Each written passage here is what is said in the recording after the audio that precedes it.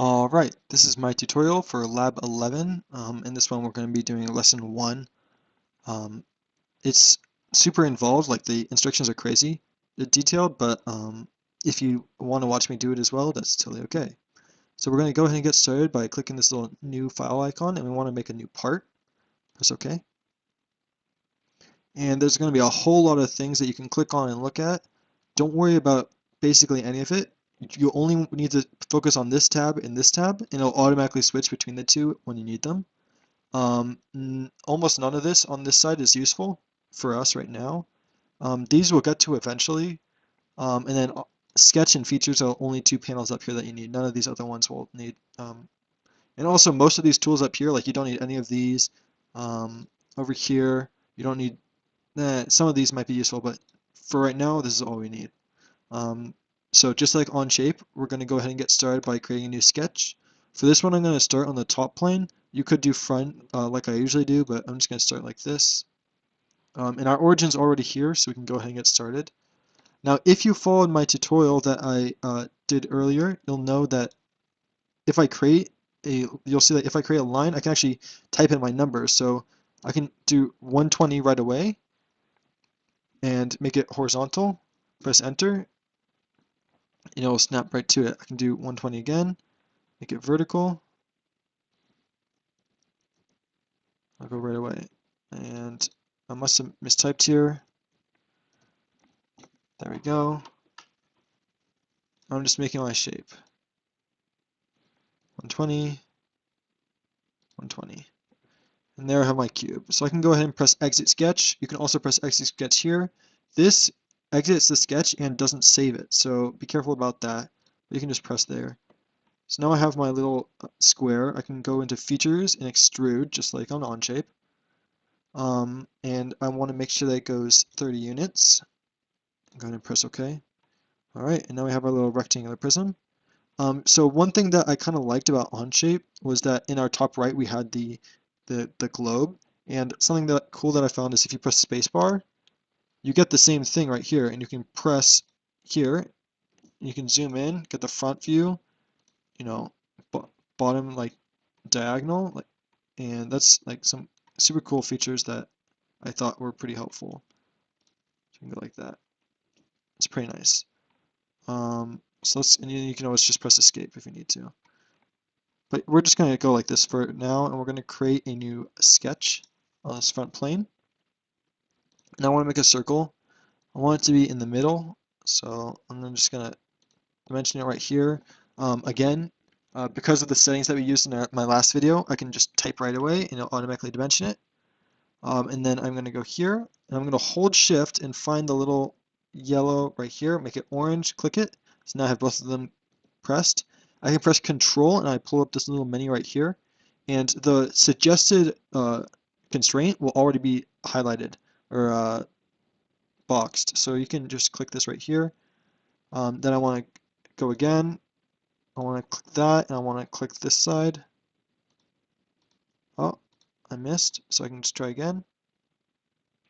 I can click there, I can click there, press and then, another tip is it's all over here as well. So anything else you want to do is also over here. Just press the green check mark if you want to. Okay, and that's all we need to do for that. So we can just go ahead and exit. Now we get this nice shape. We can extrude it, and for this one, we're going to want to go 25 units out.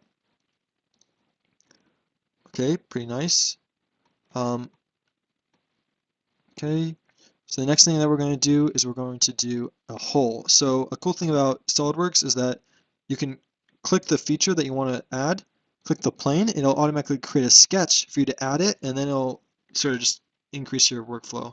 So it snaps directly to the center, and this one I want to make it 10 offset. So okay, we can do that. We can just do offset entities, that's right here. Click the shape you want to offset. I want to make it 10 units.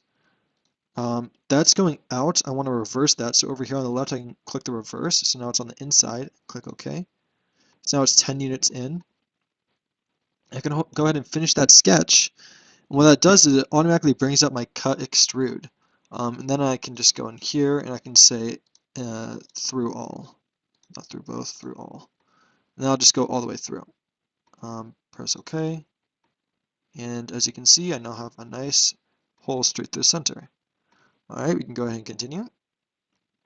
Now we want to start filleting everything. So I'm going to do this in a couple batches. First one I want to do is this front face. And that one is going to be, let's see here, 5. Press OK. I want to do another one that's going to be this face, or this edge, this edge, this edge, and this edge. This one's also going to be 5. Press enter. And then the last one is going to be this, oh, not that. Fillet, top, and this one is going to be 1.5. Just press enter.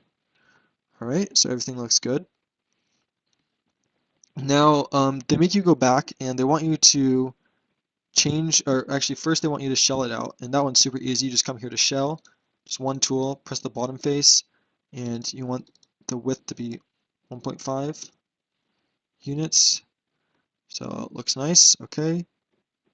Oh no, they want it to be 2. So if you want to edit, you can right click, hit edit feature, come here and do 2.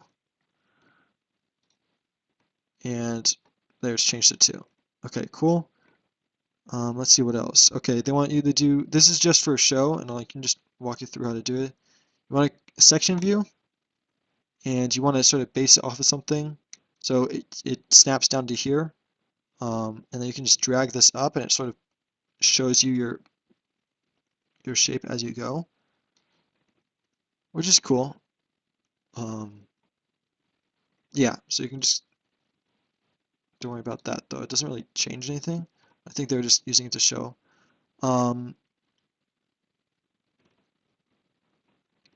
Let's see, is there anything else I need to show you? Oh, okay. So the last thing was they want us to change this fillet. So again, right click, edit, and they just want you to change 5 to 10.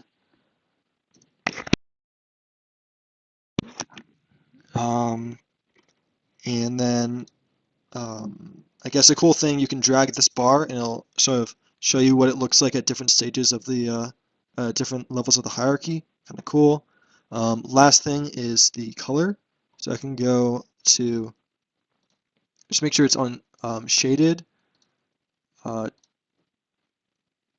Change, that's the wrong one. You right click here, you go material, edit material, and then I can just make this steel, and you want it to be chrome stainless steel. Cool, right there. Apply that, close this, and there it's all chrome. Kind of cool. All right, and that's how you do Lab 11 on SOLIDWORKS. Hope this helped.